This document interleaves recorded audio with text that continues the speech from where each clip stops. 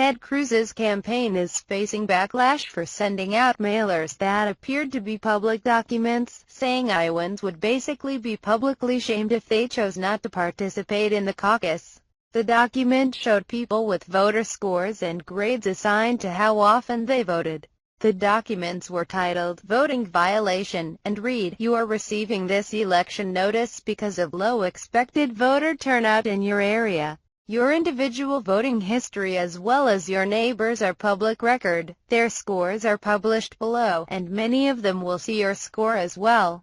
Caucus on Monday to improve your score." Here's the problem: a voting violation for not participating in caucus doesn't exist, and it didn't take long for a state official to set the record straight. Iowa's Secretary of State, Pate, said in a statement accusing citizens of Iowa of a voting violation based on Iowa caucus participation, or lack thereof, is false representation of an official act. Cruz's fellow presidential candidates were not thrilled at his tactics either. Rand Paul tweeted Pate's statement saying the mailers were tactics of a career politician. According to Pate, whether or not someone votes is public record but are only available for purchase for political purposes only. But caucuses are a bit different. They're organized by state political parties, and in Iowa, caucus participation isn't recorded or made public. Cruz's campaign was probably aware of this, since former Iowa Secretary of State Matt Schultz is chairman of his Iowa campaign.